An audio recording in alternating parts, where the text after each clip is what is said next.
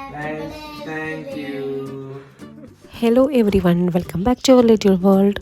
അപ്പോൾ ഇന്ന് വന്നിരിക്കുന്നത് ഹസ്ബൻഡ് ബർത്ത്ഡേ ആയിരുന്നു. അപ്പോൾ ഒരു സർപ്രൈസായിട്ട് ഡിന്നർ പാർട്ടി ഉണ്ടാക്കിയിട്ടുണ്ടായിരുന്നു. അപ്പോൾ അതിൻ്റെ വിശേഷങ്ങളൊക്കെ ആയിട്ടാണ് കേട്ടോ. ബീഫ് ബിരിയാണിക്ക് വേണ്ടിയിട്ട് ഇവിടെ 1/2 കിലോ ബീഫാണ് എടുത്തേക്കുന്നത്. അത് കഴുകി വെള്ളം ഡ്രെയിൻ ചെയ്യാൻ വെച്ചിട്ടുണ്ട്. പിന്നെ ഒരു 8 പച്ചമുളക് മിക്സിയുടെ ജാറിൽ അടിച്ച് ഒന്ന് ക്രഷാക്കി എടുത്തിട്ടുണ്ട് കേട്ടോ. അപ്പോൾ ബീഫിലേക്ക് മഞ്ഞൾപ്പൊടി, കുരുമുളക് പൊടി, പിന്നെ ആവശ്യത്തിനുള്ള ഉപ്പ്, ഗരം മസാല പൗഡർ, പിന്നെ പച്ചമുളക് ക്രഷാക്കിയെന്ന് ഒരു സ്പൂൺ ഇട്ട് കൊടുത്തിട്ടുണ്ട്. പിന്നെ വെളുത്തുള്ളി പേസ്റ്റും ഇഞ്ചി പേസ്റ്റും ഇട്ട് കൊടുത്തിട്ടുണ്ട്. കുറച്ച് വെളിച്ചെണ്ണയും കൂടി ഇട്ട് കൊടുത്തിട്ട് നല്ലപോലെ ഒന്ന് മിക്സാക്കി എടുക്കുന്നുണ്ട് കേട്ടോ. പെട്ടെന്ന് ഉണ്ടാക്കിയെടുക്കാവുന്ന ഈസി റെസിപ്പീസാണ് ഷെയർ ചെയ്യുന്നത്. അപ്പോൾ ഒരു പാർട്ടിയൊക്കെ നടത്തുകയാണെന്നുണ്ടെങ്കിൽ ഈസി ആയിട്ട് ഉണ്ടാക്കാൻ പറ്റിയ റെസിപ്പീസാണ് കേട്ടോ. പിന്നെ ഇതിലേക്ക് ഒരു 1/4 ഗ്ലാസ് വെള്ളം കൂടെ ഒഴിച്ച് കൊടുത്തിട്ട് നല്ലപോലെ മിക്സ് ആക്കിയിട്ട് ഇതൊന്ന് വേവിക്കാൻ വെച്ചിട്ടുണ്ട്. അപ്പോൾ ഫസ്റ്റ് വിസിൽ വരുമ്പോൾ മാത്രം ഒന്ന് ഹൈ ഫ്ലെയിമിൽ വെച്ച് കൊടുക്കുക. ഫസ്റ്റ് വിസിലിന് ശേഷം പിന്നെ ലോ ഫ്ലെയിമിൽ വെച്ചിട്ട് വേവിച്ചെടുക്കുക കേട്ടോ. ബീഫ് വേവിക്കാൻ വെക്കുന്ന ടൈമിൽ ഞാനിവിടെ ഒരു ബിരിയാണി പോട്ട് വെച്ചിട്ടുണ്ട്. അതിൽ കുറച്ച് സൺഫ്ലവർ ഓയിലും ഒരു സ്പൂൺ ഗീയും ഒഴിച്ച് കൊടുത്തിട്ടുണ്ട്. അതിലേക്ക് സവാള നേരിതാക്കി അരിഞ്ഞിട്ടിട്ട് ഒന്ന് വറുത്തെടുക്കുന്നുണ്ട് കേട്ടോ. ഇത് റൈസിൻ്റെ മുകളിലേക്ക് ഇട്ട് കൊടുക്കാൻ വേണ്ടിയിട്ടാണ് കേട്ടോ. എനിക്ക് ശരിക്കും പറഞ്ഞാൽ ബിരിയാണീൻ്റെ മുകളിൽ ഇങ്ങനെ ഒനിയൻ വറുത്തിടുന്നതൊന്നും ഇഷ്ടമല്ല കേട്ടോ. എനിക്ക് പേഴ്സണലി ബീഫ് ബിരിയാണിനേക്കാളും ഇഷ്ടം ചിക്കൻ ബിരിയാണിയാണ്. അപ്പോൾ അതാ നമ്മുടെ ഒനിയനൊക്കെ ഏകദേശം വറുത്ത് ഒരു പ്ലേറ്റിലേക്ക് മാറ്റി കൊടുത്തു. പിന്നെ കുറച്ച് കാഷ്യൂ, പിന്നെ കുറച്ച് റേസിൻസും കൂടെ ഇട്ട് വറുക്കുന്നുണ്ട്. കാഷ്യൂ ഏകദേശം ഒന്ന് ആയതിന് ശേഷമാണ് റേസിൻസ് ഇട്ട് കൊടുത്തത് കേട്ടോ. അപ്പോൾ റേസിൻസും കാഷ്യൂ ഒക്കെ വറുത്തെടുക്കുമ്പോൾ ലോ ഫ്ലെയിമിൽ വെച്ചിട്ടാണ് വറുത്തെടുക്കാൻ വേണ്ടിയിട്ട്, അല്ലെങ്കിൽ പെട്ടെന്ന് കരിഞ്ഞു പോകും. അങ്ങനെ അത് എല്ലാം ഒരു പ്ലേറ്റിലേക്ക് മാറ്റി കൊടുത്തു. ഇനി ബീഫിൻ്റെ ഗ്രേവി ഉണ്ടാക്കാൻ വേണ്ടിയിട്ട് ഏകദേശം ഒരു വലിയൊരു സവാള എടുത്തിട്ടുണ്ട്. പിന്നെ വറുത്തെടുത്ത ഒനിയൻ ഉണ്ടല്ലോ, അതൊരു പ്ലേറ്റ് ഇട്ട് കൊടുത്തിട്ട് ഇങ്ങനെ ഒന്ന് പരത്തിയിട്ട് കൊടുക്കുക. അപ്പോൾ പെട്ടെന്നൊന്ന് ക്രിസ്പായിട്ട് കിട്ടും. പിന്നെ ഗ്രേവിക്ക് വേണ്ടിയിട്ടുള്ള സവാള വഴച്ചെടുക്കുകയാണ്. സവാളയ്ക്ക് ആവശ്യമായിട്ടുള്ള കുറച്ച് ഉപ്പും കൂടി ഇട്ടിട്ടൊന്ന് പെട്ടെന്ന് നല്ലപോലെ ഒന്ന് വഴച്ചെടുക്കുന്നുണ്ട് കേട്ടോ.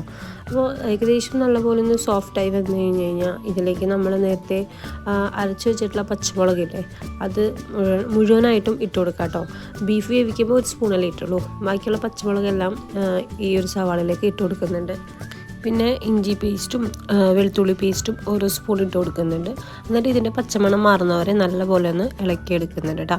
പച്ചമണം മാറിയതിന് ശേഷം ഇതിലേക്ക് ഒരു മീഡിയം സൈസിലുള്ള തക്കാളി അരിഞ്ഞത് ഇട്ട് കൊടുത്തിട്ട് നല്ലപോലെ ഒന്ന് വഴച്ചെടുക്കുന്നുണ്ട്.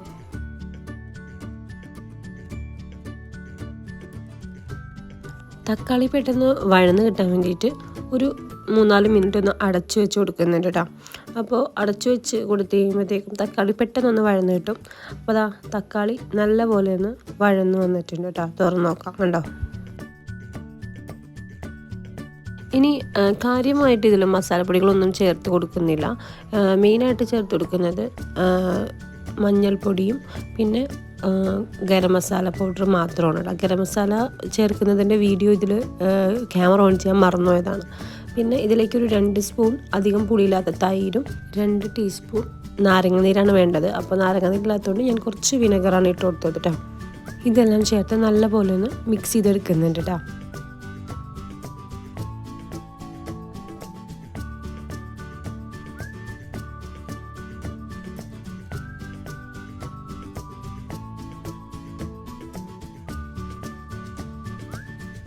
ഇനി ഇതിലേക്ക് കുറച്ച് മല്ലിയില ഇട്ട് കൊടുക്കുന്നുണ്ട്. മിൻറ്റ് ലീഫ് ഉണ്ടെന്നുണ്ടെങ്കിൽ അതും കൂടി ഇട്ട് കൊടുക്കാം കേട്ടോ. എനിക്ക് പുതിനയില കിട്ടിയില്ല, അപ്പോൾ ഞാനത് ആഡ് ചെയ്യുന്നില്ല. അപ്പോൾ മല്ലിയില മാത്രമാണ് ഇട്ട് കൊടുക്കുന്നത്. എന്നിട്ട് നല്ലപോലെ ഒന്ന് മിക്സാക്കി എടുത്തതിന് ശേഷം നമ്മൾ വേവിച്ചെടുത്തിട്ടുള്ള ബീഫ് ഉണ്ടല്ലോ, ബീഫ് വേവിച്ചെടുത്തിട്ട് അതൊരു വെള്ളം ഉണ്ടെന്നുണ്ടെങ്കിൽ വെള്ളം വറ്റിച്ചെടുക്കാം കേട്ടോ. അപ്പോൾ ഞാൻ വേവിച്ചെടുത്താൽ അധികം വെള്ളമൊന്നും ഇല്ലാത്തതുകൊണ്ട് ഞാൻ അങ്ങനെ തന്നെ ബീഫ് ഇട്ട് കൊടുക്കുന്നുണ്ട്. ബീഫ് നല്ലപോലെ ഏകദേശം കുക്കായതിന് ശേഷം മാത്രം വേണം ഈ ഗ്രേവിയിലേക്ക് ഇട്ട് കൊടുക്കാൻ വേണ്ടിയിട്ട്. എന്നിട്ട് നമ്മൾ വേവിച്ചെടുത്ത ബീഫും കൂടി ഇതിലേക്ക് ഇട്ട് കൊടുത്തിട്ട് നല്ലപോലെ ഒന്ന് മിക്സ് ചെയ്തെടുക്കണം കേട്ടോ.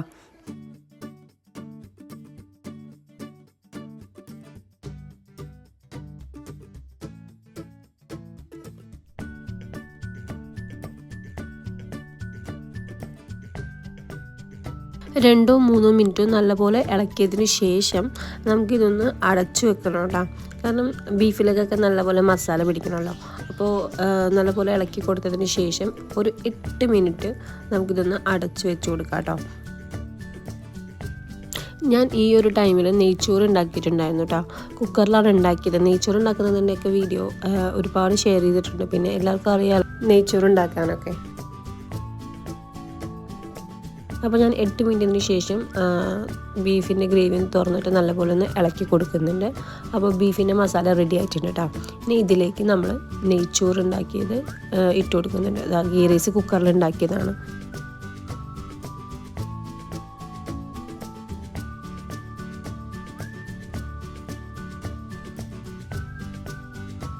റൈസിന് മുകളിലേക്ക് കുറച്ച് ഗരം മസാല, പിന്നെ വറുത്ത് വെച്ചിട്ടുള്ള ഒനിയനും കശുവണ്ടിയും റൈസിൻസ് ഇട്ട് കൊടുത്തിട്ടുണ്ട്. പിന്നെ ഇതൊരു 15 മിനിറ്റ് ലോ ഫ്ലെയിമിൽ ദമ്മിൽ വെച്ചിട്ടുണ്ട് കേട്ടോ. പിന്നെ ഫ്രൂട്ട് സാലഡിന് വേണ്ടിയിട്ട് കസ്റ്റേർഡ് ഉണ്ടാക്കിയിട്ട് ഫ്രിഡ്ജിൽ വെച്ചിട്ടുണ്ടായിരുന്നു. അതിലേക്ക് കുറച്ച് ഫ്രൂട്ട്സ് ഇട്ട് കൊടുത്തിട്ടുണ്ട്. ഇതിൻ്റെ വീഡിയോ ഞാൻ മുമ്പ് ഷെയർ ചെയ്തിട്ടുണ്ടായിരുന്നു കേട്ടോ.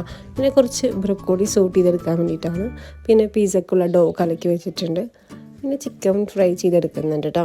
ഇപ്പോൾ പിസ്സയിലേക്കും വേണം, പിന്നെ ബീഫ് ബിരിയാണിയുടെ കൂടെ സൈഡ് ഡിഷായിട്ട് കഴിക്കാനുള്ളതാണ് കേട്ടോ. അപ്പോൾ ആ പിസ്സ ഡോ കലക്കിയെടുത്തതിന് ശേഷം അതിലേക്ക് ചീസും ചിക്കൻ, ഒനിയൻ, ക്യാപ്സിക്കം, ഒലിവ്സ് ഒക്കെ ഇട്ട് കൊടുത്തിട്ടുണ്ട്. പിന്നെ കുറച്ച് ഓർഗാനോവും ചില്ലി ഫ്ലേക്സൊക്കെ ഇട്ട് കൊടുത്തിട്ട് അത് ഓവനിലേക്ക് വെക്കണം കേട്ടോ.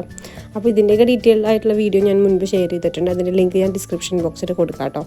അപ്പോൾ ഇതാ അങ്ങനെ എല്ലാം ടേബിളിൽ സെറ്റാക്കിയിട്ടുണ്ട്. കേക്ക് ഞാൻ ഓർഡർ ചെയ്തിട്ടുണ്ടായിരുന്നു, അവർ ഹോം ഡെലിവറി ചെയ്തിട്ടുണ്ടായിരുന്നു കേട്ടോ. അപ്പോൾ അങ്ങനെ ക്യാൻഡിലൊക്കെ കത്തിച്ച് വെച്ചിട്ട് ജസ്റ്റ് ഒന്ന് ടേബിൾ അറേഞ്ച് ചെയ്തിട്ടുണ്ട് കേട്ടോ. അപ്പോൾ ഹസ്ബൻഡ് വരാനുള്ള ടൈം ആയിട്ടുണ്ട്.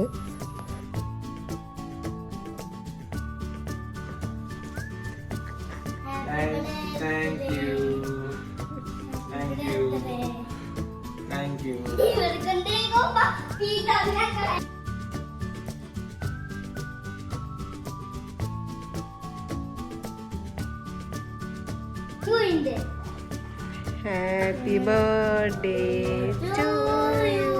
Happy birthday.